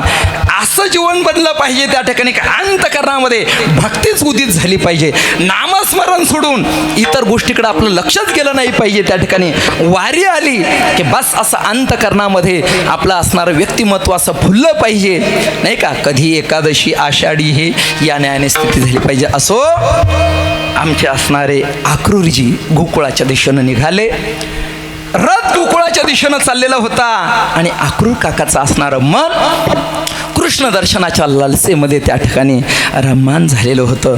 जात असताना आक्रूर काका अंतःकरणामध्ये ते दृश्य पाहत त्या ठिकाणी आठवत होते की जेणेकरून माझा कन्हैया त्या असणाऱ्या रमण रीतीमध्ये, त्या असणाऱ्या यमुनेच्या रीतीमध्ये तो लीला करणारा भगवान गोपालकृष्ण परमात्मा, त्याचे असणारे नाजूक असणारे जे पदचिन्ह आहेत ते मला दर्शनासाठी मिळतील काय. आणि म्हणून जात असताना या सगळ्या गोष्टीची लालसा अंतःकरणात आक्रूर काकाच्या अंतःकरणात लागलेली होती. ज्यावेळेस भगवान परमात्मा असा ये यथा माम प्रपद्यन्ते तांस तथैव भजाम्यहम, जाणे जीवीचे सकळ नारायण असे व्यापोनी परी न दिसे लपून, या न्यायाने अंतकरण न सांगता तुम्हा कळो येते अंतर. भगवान परमात्म्याला आक्रूर काकाची लालसा कळत होती. ज्यावेळी आक्रूर काका त्या असणाऱ्या आणि त्या यमुनेच्या वाळवंटामध्ये त्या ठिकाणी गेले, त्या गोकुळाच्या वाळवंटामध्ये गेले आणि गेल्यानंतर आक्रूर काकाच्या इच्छेनुसार बरोबर भगवान परमात्म्यानं काय केलं आहे, आपले जे असणारे पदचिन्ह आहेत तर ते भगवंताचे पदचिन्ह ओळखायचे कसे. आता खूप सुंदर गोड विषय, वेळ माझे संपलेले. दिल्लीचे असणारे राम अवतार शर्मा या व्यक्तीने ज्या ठिकाणी रामचंद्र प्रभूंनी यात्रा केली बरं का, अशा 390 ठिकाणांचा शोध लावला. किती? 390 ठिकाणांचा. इन्कम टॅक्स ऑफिसर माणूस आमच्या आश्रमात 2दा-3दा राम अवतार शर्मा येऊन गेले, दिल्लीचे इन्कम टॅक्स अधिकारी. पण संपूर्ण त्याग केला आणि जिथं जिथं रामचंद्र प्रभू गेले त्या सर्व स्थानावरती गेले, तिथल्या यात्रा केल्या. 390 प्रामाणित असणारे स्थानं शोधून काढले, त्या ठिकाणची माती आणली आणि माती आणल्यानंतर रामचंद्र प्रभूंच्या चरण पादुकेची असणारी सुंदर पादुका त्या ठिकाणी तयार केली. कशी तयार केली तर भगवान रामचंद्र प्रभूंच्या उजव्या चरणावरती 21 चिन्ह आहे आणि डाव्या चरणावरती 21 चिन्ह, एकूण 42 चिन्ह. आता ह्या पादुका कशा तयार केल्या? धर्मासाठी लोक किती जागृत आहेत महाराज, फार विचार करण्याची गोष्ट आहे. वेळ माझी संपलेली आहे. सजनो बघा, त्या चरण पादुका तयार केल्या, 390 ठिकाणी त्या पोहोचवल्या आणि त्या चरण पादुकेमध्ये ड्रिल मारलं आणि ड्रिल मारून त्या 390 ठिकाणची माती एकत्रित केली आणि ती थोडी थोडी चरणरज रेणू त्याच्यामध्ये टाकली आणि प्रत्येक गावामध्ये या चरण पादुका त्यांनी पोहोचवल्या.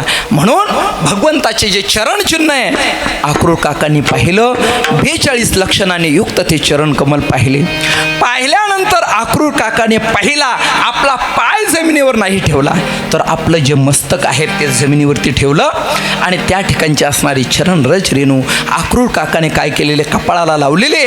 आणि कपाळाला लावल्यानंतर अक्रूर काकाने खाली उडी टाकली आणि त्या असणाऱ्या रीतीमध्ये मनसोक्त जसं लोटांगण घेतात त्या पद्धतीनं अक्रूर काका गडबडा लोळतात, तिथली माती उचलतात, आपल्या अंगाला लावतात. सुंदर पद्धतीनं असणारा त्या चरणरज रेणूचा आस्वाद घेतला त्या ठिकाणी आणि अक्रूर काका पुढे निघाले. अक्रूर काकाची इच्छा होती की भगवान गोपालकृष्ण परमात्मा मला भेटत असताना, त्यांनी गोदोहन करत असताना मला ते भेटावे. बरोबर भगवंताने ती इच्छा पूर्ण केली. रात्रीच्या प्रसंगामध्ये नंदबाबा आणि अक्रूर काका यांच्यामध्ये सुंदर पद्धतीचा संवाद सुरू झाला. कशासाठी आगमन झालं, तर त्यावेळेस यशोदा मातेला थोडंसं अपशकुन होत होता आणि लक्षात येत होतं की काहीतरी आता दुष्चित्त त्या ठिकाणी घडणार आहेत आणि म्हणून यशोदा माता कानोसा घेत होत्या. तेवढ्यामध्ये नंदबाबाचं आणि अक्रूर काकाचं बोलणं चाललेलं होतं की अक्रूरजी तुम्ही कशासाठी आले, तर कंसाने मला काय केलेलं आहे, तुझे जे सुपुत्र आहेत बलदाऊ आणि गोपालकृष्ण यांना घेण्यासाठी मी काय झालेलो आलेलो आहे. हे शब्द यशोदा मातेनं ऐकले आणि ऐकल्यानंतर यशोदा मातेनं सांगितलं, नाही नाही नाही, मी माझ्या कन्हैयाला कदापि मथुरेमध्ये पाठवणार नाही. त्यावेळेस नंदबाबाने सांगितलं, अगं यशोदे, अगं किती दिवस तू कान्हाला आता इथं बंदिस्त ठेवणार आहे, त्याला त्याचं जीवन आहे, तो भावी या गोकुळ नगरीचा राजा आहे आणि म्हणून त्याला जरा बाहेर जाऊ दे. आणि शिवाय मी योग्य पद्धतीनं त्या कंसाची सेवा करतो म्हणून माझ्या मुलाला आणि माना सन्मानाने काय केलं आहे, कंसाने निमंत्रण दिलेलं आहे. शेवटी मात्र यशोदा मातेचा नाविलाज झाला, परंतु अंतकरण कळवळत होतं की आता मात्र निश्चित हा जो असणारा कन्हैया जो आहे तो आपल्याला सोडून जाणार आहे. रात्रीचा प्रसंग आहे सज्जन, आणि अशा असणाऱ्या रात्रीच्या प्रसंगामध्ये यशोदा माता उद्या कन्हैया जाणार म्हणून वेगवेगळ्या पद्धतीचे पदार्थ त्या ठिकाणी तयार करतायत.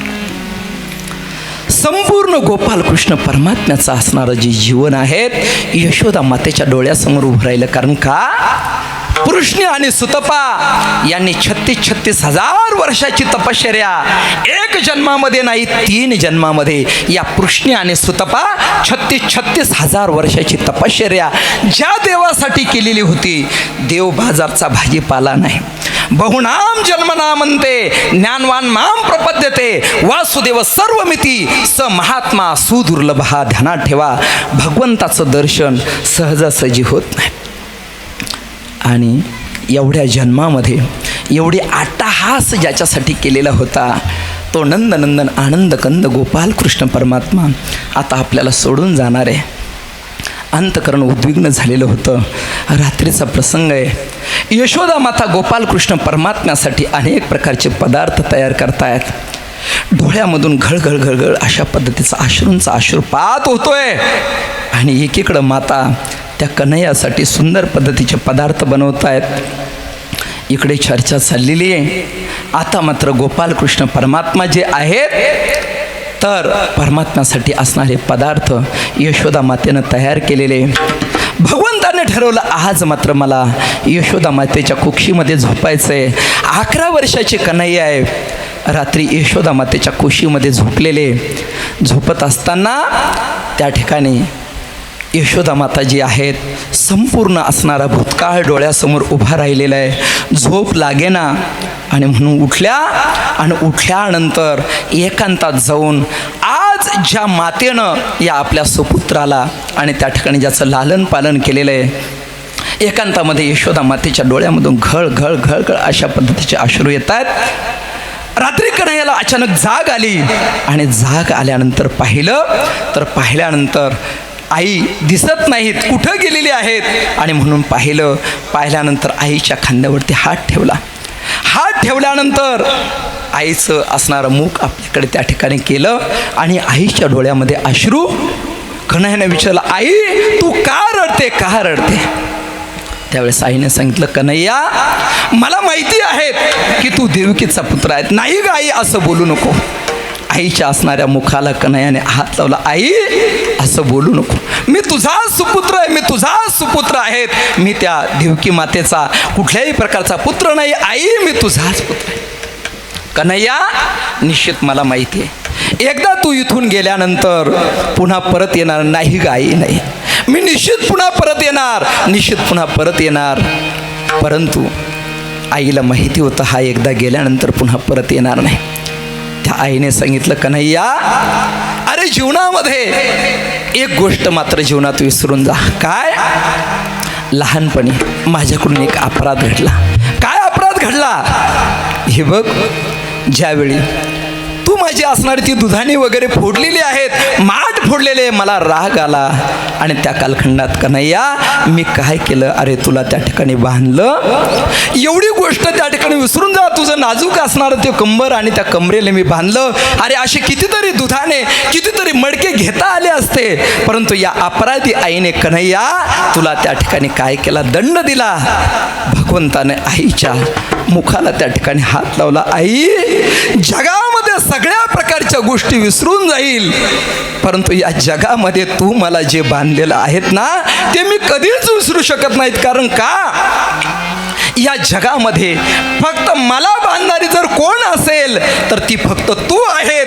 या जगामध्ये आई सोडून मला कोणीच बांधू शकत नाहीत. म्हणून माते, सगळ्या प्रकारच्या गोष्टी जीवनामध्ये त्या ठिकाणी विसरून जाईल, परंतु तू मला जे बांधलेलं आहेत ते मात्र मी विसरणार नाही. धरला पंढरीचा चोर, गळा बांधून या दोर, हृदय बंदी खाना केला, आत विठ्ठल कोंडीला, या न्यायाने धरला पंढरीचा चोर, गळा बांधून या दोर. या असणाऱ्या भक्तांनी त्या देवाला काय केलेलं आहे सज्जनो, बांधून ठेवलेलं आहे. रात्रीचा प्रसंग आहे. रात्रीच्या प्रसंगामध्ये आई आता झोप. कन्हैया सांगते, कन्हैया झोप, तुला उद्या लवकर जायचं आहे. कन्हैया त्या ठिकाणी रात्री शांत पद्धतीनं झोप येत नव्हती. संपूर्ण असणारा इतिहास डोळ्यासमोर येत होता.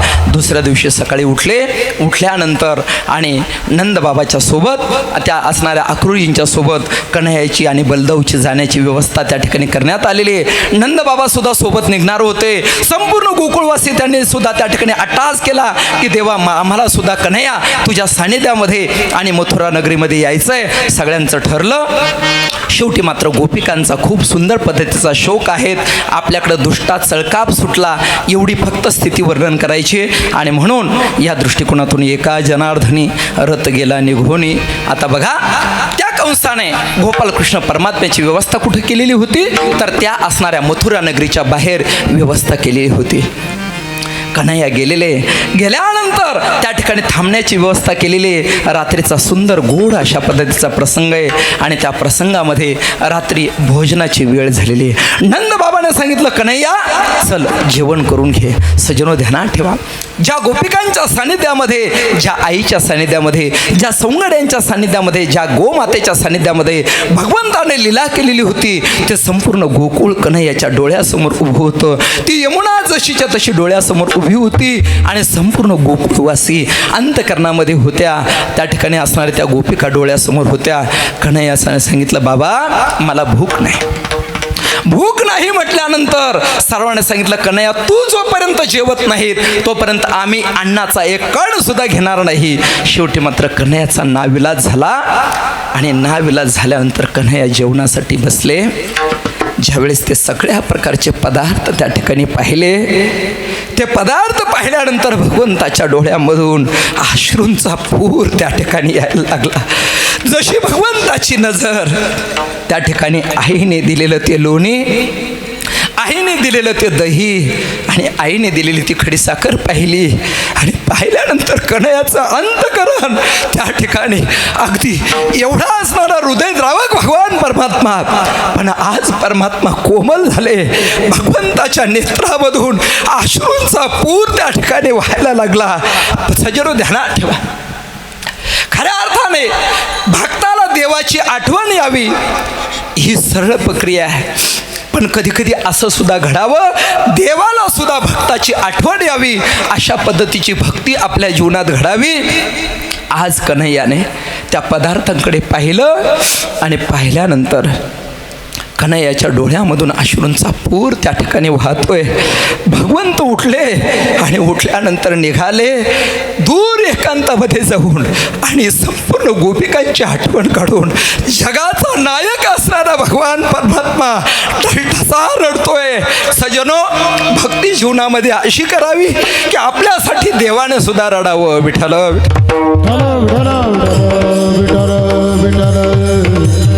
हो. नंद बाबा जातात, कन्हैयाच्या पाठीवरती हात ठेवला. कन्हैयाला समजावलं, इच्छा नव्हती, परंतु मी जर जेवलो नाही तर सर्व जेवणार नाही. म्हणून कन्हैयाने सर्वांच्या सोबत त्या ठिकाणी भोजन केलं. रात्रीच्या प्रसंगात सर्वांनी शांत पद्धतीनं विश्राम केला. दुसऱ्या दिवशी सवंगड्यांसह आणि गोपालकृष्ण परमात्मा हे मथुरा नगरीचं दर्शन करण्यासाठी निघालेले. जात असताना आमच्या नंदबाबाने सांगितलं, कृष्णा हे बघ, ही गोकुळ नगरी नाही. अरे हा जो दरबार आहे हा कंसाचा दरबार आहे. तो दुष्ट आहे, दुराचारी आहे, त्या ठिकाणी राजा आहे. आणि कृष्णा अधम करू नको. त्यावेळेस गोपालकृष्ण परमात्म्याने एक नीती सांगितली, बाबा होऊन कोणाच्या शेपटीवरती पाय देणार नाही, होऊन कोणाचा अपराध करणार नाही, पण जर कोणी माझा जर अपराध केला तर त्याला सोडणार नाही. सज्जनो, ध्यानात ठेवा, आज कृष्ण नीतीची गरज आहे. आज आपल्या वारकरी संप्रदायाच्या ग्रंथाचे धिंडवडे उडवले जातात, त्याच्या चिंधाड्या काढल्या जातात, तरी सुद्धा आम्ही गप्प का? पाठीमागच्या कालखंडामध्ये बंडा तात्याची सर्व मंडळी त्या ठिकाणी गेली. अभ्यास मंडळाने, शिक्षक मंडळाने अभ्यास काढला होता. तुकोबराय एक वेडगळ माणूस होता, अशा पद्धतीचा लेख लिहिलेला होता. ही सर्व मंडळी त्या ठिकाणी गेली, सगळे ठोकून काढले त्या ठिकाणी. हा लेख त्या ठिकाणी लिहायचा नाही. सज्जनो, धर्माविषयी जागृत राहिलं पाहिजे. आज आम्ही कोणाची निंदा करणार नाही, आम्ही कोणाला नावं ठेवणार नाही, पण आमच्या वारकरी संप्रदायावरती जर कोणी बोट केलं आमच्याकडे, जर वारकरी संप्रदायाविषयी कोणी आपशब्द जर बोलला तर वारकऱ्यांची निष्ठा सुद्धा जागृत झाली पाहिजे. त्या ठिकाणी ध्यानात ठेवा, एका हातामध्ये माला आणि एका हातामध्ये भाला, दोन्ही प्रकारच्या गोष्टींची गरज आहे. ध्यानात ठेवा, दोन्ही प्रकारच्या गोष्टीची. एका हातामध्ये शास्त्र आणि एका हातामध्ये शस्त्र, ही गोपालकृष्ण परमात्म्याची नीती अवलंबली पाहिजे त्या ठिकाणी. कारण का आम्ही कोणाच्या धर्मग्रंथाचा अपमान करतो का? नाही करत. मग आमच्या भगवद्गीतेचा अपमान करण्याची त्या ठिकाणी हिंमत बाकीचे करतात, जागृत झालं पाहिजे. आमच्या तुकोबरायांच्या गाथेवरती अपशब्द बोलले जातात, जागृत झालं पाहिजे. आमच्या ज्ञानेश्वरीची कोणी कुचेष्टा करत असेल, जागृत झालं पाहिजे. तुकोबरायांवरती त्या ठिकाणी कोणी त्या ठिकाणी दूषण घेत असेल, वैकुंठाला गेलेच नाही, माऊली ज्ञानोबा समाधीत बसलेच नाही, नसतील बसले, आम्हाला काही नाही, आमची निष्ठा आहे, ते आहे आणि आहे. आपल्या विश्वासापासून बाजूला जायचं नाही. भगवंतानं सांगितलं, बाबा होऊन कोणाचा अपराध करणार नाही, पण जर कोणी त्या ठिकाणी जर समोर आला आणि त्यानं जर समजा नाव घेतलं, त्याला सोडणार नाही. ही कृष्ण नीती जीवनात ध्यानात ठेवा. भगवान गोपालकृष्ण परमात्मा निघाल्यानंतर त्या ठिकाणी भगवान परमात्मा त्या मथुरा नगरीमध्ये जात आहेत. आता याच्यामध्ये ब्राह्मण, क्षत्रिय, वैश्य आणि शूद्र चार वर्णांच्या असणाऱ्या स्थितीमधून जात असताना कोणी स्वागत केलं. आणि ते स्वागत केल्यानंतर लक्ष्मी आईसाहेब वैश्यांवरती कशा प्रसन्न झाल्या. खूप गोड प्रसंग आहे, आपल्याकडे वेळ नाही. आणि म्हणून संपूर्ण गोकुळ नगरी पाहून जात असताना, ते मथुरा नगरी पाहत असताना पुढे मात्र भगवंताचा असणारं राज सुकुमार मदनाचा पुतळा, ते सौंदर्य कोणी पाहिलं तर कुब्जा नावाच्या असणाऱ्या दाशीनं पाहिलं. आणि ती राजासाठी चंदन उगाळण्याचं काम करत होती. चंदन उगाळून आणि कंसासाठी घेऊन चालली. तेवढ्यामध्ये तिचं लक्ष त्या भगवान परमात्म्याच्या असणाऱ्या राजस सुकुमार अशा चेहऱ्याकडे गेलेलं आहे. आणि ते पाहिल्यानंतर तिला असं वाटलं की आपण काय करावं, हा सुंदर तिलक या असणाऱ्या कन्हैयाच्या आणि मस्तकावरती, कपाल भालावरती लावावा. म्हणून ती कुब्जा पुढे सरसावली. पुढे सरसावल्यानंतर त्या कुब्जेनं त्या चंदनाचा तिलक भगवान परमात्म्याच्या मस्तकावरती केला. आणि मस्तकावरती केल्यानंतर भगवान परमात्म्याला आनंद झाला. पहा, कुब्जा सुंदर होती, परंतु मात्र 3 ठिकाणी वाकडी होती. भगवान परमात्मा समोर गेले आणि गेल्यानंतर आपला एक पाय त्या कुब्जेच्या पायावरती दिला. आणि भगवान परमात्म्यानं काय केलेलं आहे, त्या कुब्जेच्या अशा असणारे बाहू आहेत ते धरले आणि असा झटका दिला की एका झटक्यात 3 ठिकाणी वाकडी असणारी कुब्जा सरळ केली. जगात अनेक डॉक्टर असतील, पण बिना ऑपरेशन, बिना इंजेक्शन 3 ठिकाणी वाकडी असणारी कुब्जा सरळ करणारा डॉक्टर जर कोण असेल तर तो आमचा कृष्ण कन्हैया आहे. सजन, त्या कृष्ण कन्हैयाने काय केलं तर त्या कुब्जेला सरळ केलं आणि पुढे भगवान भगवान परमात्मा निघाल्यानंतर पुढे मात्र त्या यमुनेवरती गेल्यानंतर तोच परीट ज्या परटाने सीता मातेवरती काय केलेलं आहे तर अपशब्द बोलून आणि सीता मातेची रामाची अवहेलना केली, तोच परीट या ठिकाणी आहेत. कंसाचे असणारे राजदरबारामधले असणारे कपडे धुण्यासाठी तिथं आला. सगळेजण म्हटले कन्हैया अरे बघ ना वस्त्र किती गोडे किती सुंदर आहेत. भगवान परमात्मा म्हटले तुम्हाला देऊ का? हो म्हटले कन्हैया दे ना आमच्यासाठी दे ना. असं म्हटल्यानंतर भगवंत गेले आणि त्या परटाला सांगितलं अरे हे बघ हे आमचे जे सवंगडी आहेत यांना तुझ्याकडे असणारे वस्त्र दे. त्यावेळेस तो परीट बोला ए गवळ्याच्या पोरा, अरे कधी असे वस्त्र तू पाहिले का? हां अरे तुझी काय लायकी आहेत आणि हे असणारे खरकटे मरकटे पोरं यांची काय लायकी आहेत? अरे हे राजाचे वस्त्र आहे. अपशब्द बोलायला लागला. आता मात्र गोपालकृष्ण परमात्म्याला राग आला. राम अवतारामध्ये मर्यादा होती आणि आता या कृष्ण अवतारामध्ये संपूर्ण गोष्टीचा आलेख त्या ठिकाणी हिशोब घेण्यासाठी आलेला कन्हैया समोर गेले आणि जसं त्या ठिकाणी त्या पार्टाला धरलं गर गर गर फिरवलं आणि त्याच ठिकाणी त्याला काय केलं तर त्या ठिकाणी गतप्राण करून टाकलं. बघा ते सगळं वस्त्र भगवंताने घेतल्यानंतर भगवंताचा ऐश्वर्य योग कसा आहे पहा. भगवान गोपालकृष्ण परमात्म्याने हातामध्ये जो असणारा वेश घेतला, जे असणारा त्या ठिकाणचा आणि त्या ठिकाणी तो ड्रेस घेतल्यानंतर ज्याच्याकडे केला त्याला अगदी फिट बसल्यासारखा त्या ठिकाणी बसला. संपूर्ण असणारे सवंगडी त्या ठिकाणी सजले आणि आता मात्र कन्हैयाने बाकीच्यांना सांगितलं की चला आता आपल्याला कुठं जायचंय? यज्ञशाळेमध्ये गेले आणि यज्ञशाळेमध्ये गेल्यानंतर त्या ठिकाणचा असणारा तो जो धनुष्य आहे विशाल काय धनुष्य त्या ठिकाणी सवंगडी म्हणले कन्हैया अरे केवढं मोठं हे धनुष्य केवढं मोठं. मग त्यावेळेस कन्हैया म्हटले अरे तुम्हाला उचलून त्याला प्रत्यंचा लावून दाखवू का? अरे कन्हैया तुला कसं शक्य आहे एवढा मोठा असणार धनुष्य? कन्हैया त्या ठिकाणी समोर गेले, उचललं ते धनुष्य आणि धनुष्य उचलल्यानंतर त्याला प्रत्यंचा लावत असताना काळ दिशे आवाज झाला आणि धनुष्याचा भंग झाला. हे सगळं वातावरण कंसाने ऐकलं. हा भयंकर आवाज कशाचा आहे आणि ज्या दिवशी ते शिवधनुष्य मोडेल त्या दिवशी तुझा काळ तुझ्या समोर येणार आहेत याची जाणीव कंसाला झाली. आता मात्र भगवंताने काय केलेले धनुष्य मोडलेले आणि संपूर्ण सवंगडी त्या ठिकाणी आतमध्ये पाठवले. गोपालकृष्ण परमात्मा आणि आमचे बलदाऊ जे आहेत तर त्यांना येण्यासाठी कंसाने व्यवस्था करून ठेवलेली होती. येत असताना संपूर्ण त्या ठिकाणी दुतर्फा भिंत बांधलेली होती आणि आतमध्ये कोलायपेड नावाचा जो हत्ती होता त्या हत्तीला मध्य पाजून आणि धुंद केलेलं होतं. सांगितलं होतं हे बघा हे दोन मुलं ज्या वेळेस येतील आल्यानंतर आपला हत्ती त्यांच्यावरती सोडून द्यायचा आणि हत्तीने त्यांना मारल्याच्या नंतर आणि मेल्यानंतर तुम्ही सर्वांनी काय करायचे नगारे वाजवायचे. ठरल्याप्रमाणे कन्हैया आणि बलदाऊ त्या ठिकाणी गेल्यानंतर तो कोलायपेड नावाचा हत्ती धावत त्या ठिकाणी आल्यानंतर चालून गेलेला आहे. कन्हैयाने एकच केलं त्या ठिकाणी तो हत्ती समोरून आल्यानंतर आपल्या असणाऱ्या हाताने त्याच्या मस्तकावरती पहार केला. चिर करत हत्ती पुन्हा मागे गेलेला आहे. पुन्हा तो चवतळून आल्यानंतर भगवंताने पुन्हा एक लात त्याच्या मारली. पुन्हा चवतळून मागे गेला आणि पुढे आल्यानंतर पुन्हा भगवंताने त्याचे हस्तिदंत धरले आणि जी काही पायाने लात मारली आणि ते हस्तिदंत उपटून त्याच्या मस्तकात मारून त्याच ठिकाणी हत्ती संपला. ज्यावेळेस या सैनिकांनी हा प्रकार पाहिला एवढं मोठं शौर्यत्व पाहिलं आणि पाहिल्यानंतर संपूर्ण सैनिक त्या ठिकाणी आनंदाने बेहोश झाले आणि नागारे वाजवायला लागले. कंसाला असं वाटलं की आपला असणारा विरोधक आणि आपला शत्रू संपला. म्हटले काय झालं? काही नाही म्हटले महाराज आपला हत्ती मेला. अरे मग मूर्खांनो हे नगारे का वाजवतात? असं म्हटल्यानंतर बंद करा म्हणून सांगितलं. आता मात्र आतमध्ये गेल्यानंतर आणि त्या ठिकाणी मल्लयुद्धाची तयारी केलेली होती.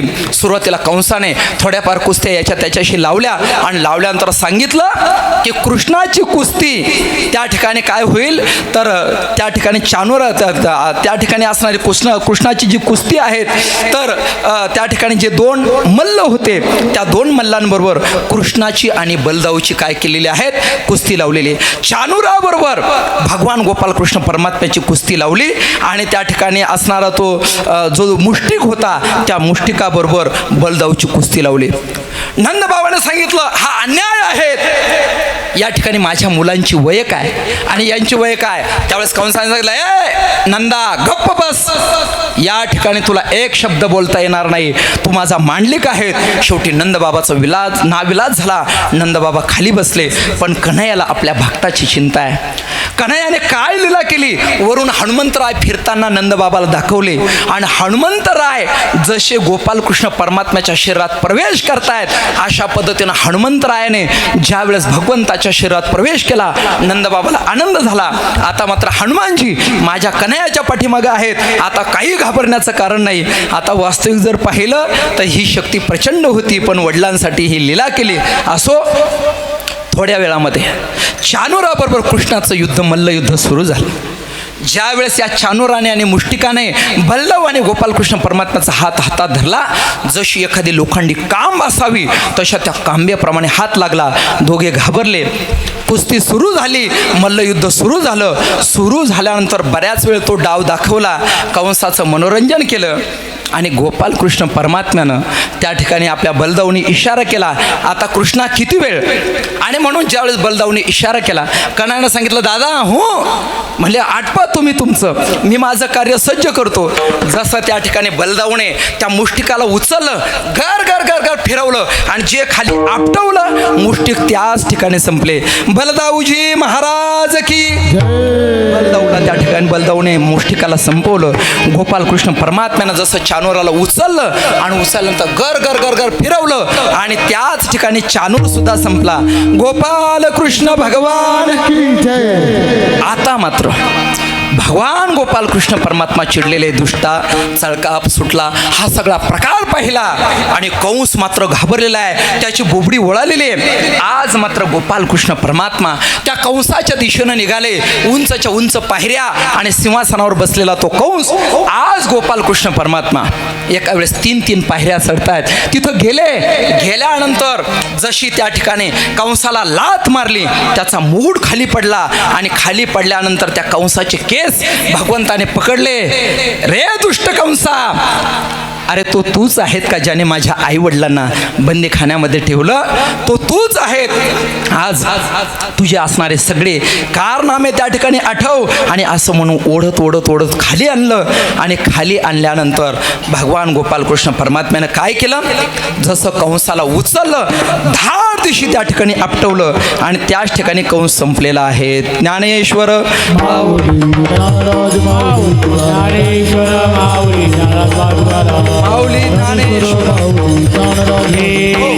आज मात्र भगवान परमात्म्यानं तो दुष्ट जो आहे तर त्या दुष्टाला संपवलेला आहे. आणि नंतर मात्र आई आणि वडिलांची मुक्तता बंदीखान्यातून केली. उग्रसेनाला राज्य देऊन भगवान गोपालकृष्ण परमात्म्याने आपल्या जीवनामधली असणारी जी गोकुळामधली आणि मथुरेमधली लीला जी आहेत ती परिपूर्ण केलेली आहेत. या ठिकाणी कृष्ण गोकुळी जन्मला, दुष्टा चळकाप सुटला, होता कृष्णाचा अवतार, आनंद करती घरोघर. या न्यायाने भगवंताचं जे चरित्र आहेत विशाल आहेत. गोकुळातला परिणाम आणि त्या मथुरेतला परिणाम या दोन गोष्टींचं चिंतन आपण इथं केलं. वेळ आपली संपलेली आहे. बोलण्याच्या ओघात 10-15 मिनिट जरी जास्त झाले असतील तरी तुमची माफी या ठिकाणी मागतो. झालेली सेवा परमात्मा चरणाविंदी समर्पित. सेवेला याच ठिकाणी पूर्णविराम. विठ्ठल जय जय. जय जय विठ्ठल, जय जय विठ्ठल, जय जय विठ्ठल, जय जय विठ्ठल.